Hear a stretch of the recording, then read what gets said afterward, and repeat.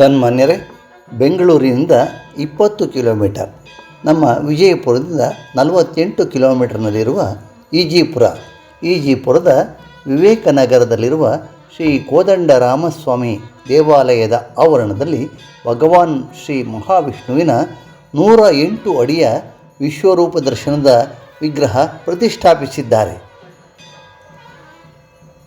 ಇದು 420 ಟನ್ ತೂಕವಿದೆ.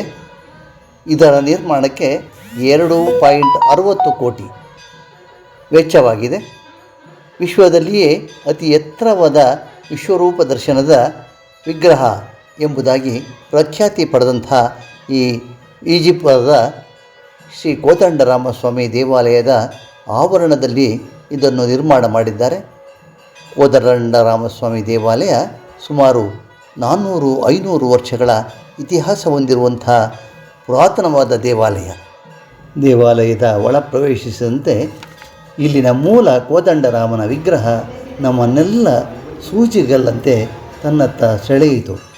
ದೇವಾಲಯದ ಗರ್ಭಗೃಹದ ರಾಮನನ್ನು ನೋಡಿ ಕಣ್ತುಂಬಿ ಬಂದಿತು.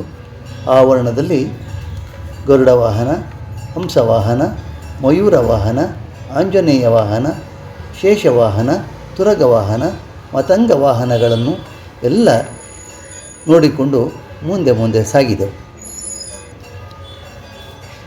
ಅದು ಕಂಡಿತು ಅಂಬೆಗಾಲು ಇಡುತ್ತಿರುವ ಶ್ರೀಕೃಷ್ಣ. 108 ಅಡಿಯ ಭವ್ಯವಾದ ಮೂರ್ತಿಯನ್ನು ನೋಡುತ್ತಿದ್ದರೆ ಸಮಯ ಹೋದದ್ದೇ ಅರಿವಾಗಲಿಲ್ಲ. ಎಂತಹ ಅದ್ಭುತವಾದ ಕೆತ್ತನೆ! ಇದನ್ನು ಇಲ್ಲಿ ಸಾಗಿಸಲು ಬಹಳ ಶ್ರಮಪಟ್ಟು ಇಲ್ಲಿಗೆ ತಂದು ಈ ಜನಜಂಗುಳಿಯಲ್ಲೂ ತಂದು ಇದನ್ನು ಪ್ರತಿಷ್ಠಾಪನೆ ಮಾಡಿದ್ದಾರೆ. ಅದ್ಭುತವಾದ ಭವ್ಯವಾದ ಕೆತ್ತನೆಯುಳ್ಳಂತಹ ಈ ಮೂರ್ತಿಯನ್ನು ನೋಡುವುದಕ್ಕೆ 2 ಕಣ್ಣು ಸಾಲದು. ಇದೆಲ್ಲ ನೋಡಿಕೊಂಡು ನಾವು ಹೊರ ಬಂದೆವು. ಧನ್ಯವಾದಗಳು. ನಿಮ್ಮ ಸುಜ್ಞಾನ ಪ್ರಿಯ ಸುರೇಶ್ ಬಾಬು, ವಿಜಯಪುರ.